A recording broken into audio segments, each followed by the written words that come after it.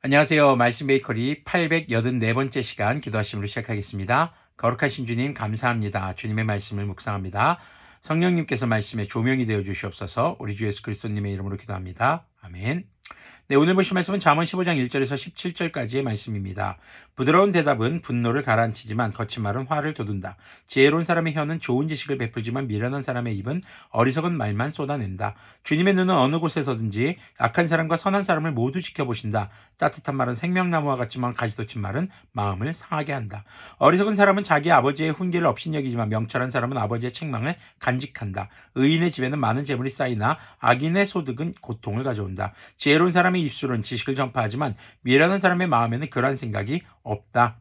잠언의 곳곳에서는요, 바로 이 언어의 중요성을 강조합니다. 그만큼 우리의 생활에 언어가 차지하는 비중과 역할이 크기 때문입니다.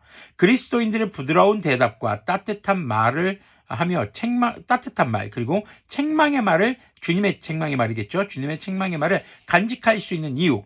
왜 우리는 부드러운 대답을 하고 따뜻한 말을 할 수 있고 주님의 책망을 간직할 수 있을까요? 바로 하나님을 경외하기 때문입니다. 이건 하나님의 눈치를 보고 억지로 이렇게 따르는 것이 아닙니다. 주님을 사랑하기 때문에 내가 너무나도 사랑하시는 주님의 말씀을 겸손히 받아들이는 것이죠. 그래서 주님의 말씀을 간직하며 주님의 영이 충만하게 하시는 은혜를 따라 살아가기 때문에 우리는 부드럽게 대답할 수 있고 따뜻한 말을 할 수 있고 주님의 책망의 말을 간직할 수 있는 것입니다. 그렇게 하나님을 경외하는 사람의 말에는 주님께서 주시는 생명나무와도 같은 지식이 전해집니다. 바로 생명을 주는 말과 행동이 나오게 되는 것이죠. 그것이 바로 선교하는 예배자의 삶입니다. 그 지식은요, 바로 주님을 아는 것으로 모든 지식과 지혜의 근본이 되는 것임을 기억하시고요. 이런 말과 행동이 곧 나의 생명과 우리 주변에 있는 사람들의 생명을 살릴 수 있는 것임을 기억하시길 바랍니다. 그 생명은 곧 주님 나라 오실 때 이루실 완성된 구원인 것도 기억하셔야 할 것입니다. 8절을 계속 보면요. 악한 사람의 제사는 주님께서 역겨워하시지만 정직한 사람의 기도는 주님께서 기뻐하신다. 악한 사람의 길은 주님께서 싫어하시지만 정의를 따르는 사람은 주님께서 사랑하신다. 옳은 길을 저버리는 사람은 엄한 징계를 받고 책망을 싫어하는 사람은 죽임을 당할 것이다. 죽음과 파멸도 주님 앞에서 드러나거늘 사람의 마음이야 더욱 그러하지 않겠는가. 거만한 사람은 자기를 책망하는 사람을 좋아하지 않으며 지식 있는 사람을 찾아가지도 않는다. 자, 하나님께서는요, 제사 자체를 원하지 않는 것이 아닙니다. 자, 제사 자체를 원하시는 것이 아닙니다. 주님의 제사, 즉 주님을 예배하는 사람의 삶이 옳은 길, 바로 주님의 말씀을 따라 살아가는 삶이 전제되기를 원하시는 거죠. 주님께서는 순종이 제사보다 낫다라는 말씀을 하셨습니다. 바로 그것은요, 주님의 말씀에 겸손히 순종하는 태도를 말합니다. 정의를 따르며 주님의 책망 앞에 겸손한 자의 제사를, 겸손하게 있는 예배자의 제사를 주님께서 기뻐 받으신다는 것이죠. 우리의 예배가 주님께서 기뻐하시는 예배가 되려면 우리의 삶이 주님의 말씀을 기준으로 옳은 길을 따르고 또 주님의 말씀 앞에 겸손한 태도로 살아가는 예배자가 되어야 하는 것입니다. 그렇지만 주님의 책망을 싫어하고 옳은 길을 저버리는 사람은 결국 주님의 심판인 죽음과 파멸을 피할 수 없게 되는 것이죠. 13절 말씀 계속 보면요. 즐거운 마음은 얼굴을 밝게 하지만 근심하는 마음은 너를 상하게 한다. 명철한 사람의 마음은 지식을 찾지만 미련한 사람의 입은 어리석음을 즐긴다. 고난받는 사람에게는 모든 날이 다 불행한 날이지만 마음이 즐거운 사람에게는 모든 날이 잔칫날이다. 재산이 적어도 주님을 경외하면서 하는 것이 재산이 많아서 다투며 사는 것보다 낫다. 서로 사랑하며 채소를 먹고 사는 것이 서로 미워하며 기름진 쇠고기를 먹고 사는 것보다 낫다. 자, 주님을 경외하는 사람의 삶은요, 주님의 생명이 넘치는 삶을 살아가는 것을 말합니다.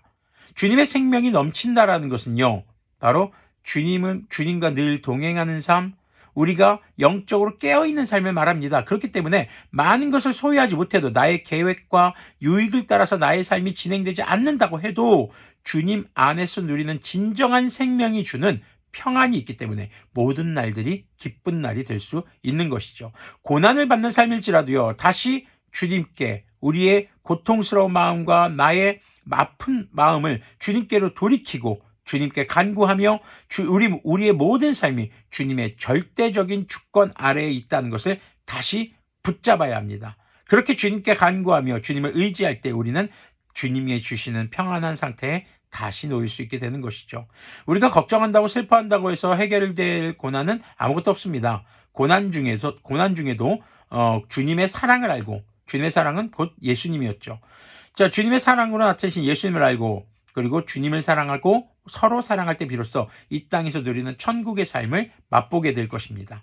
그리고 마지막에는 주님 나라 오실 그 날에 이루어질 완전한 주님의 나라를 유업으로 받게 될 것입니다. 제가 참 좋아하는 찬양이 있습니다.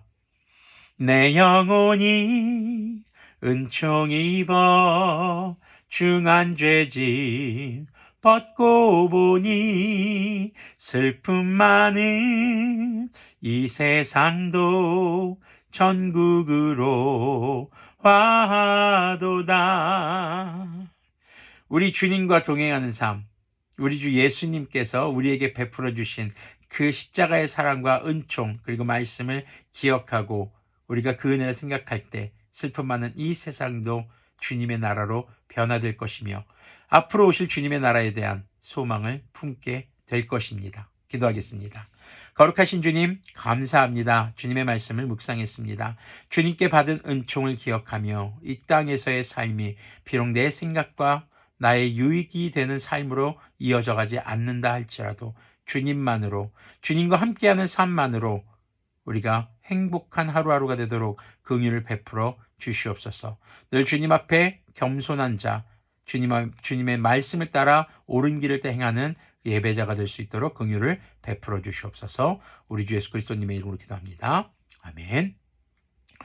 할렐루야 찬양하세 내 모든 죄 사함받고 예수님과 동행하니 그 어디나 하늘나라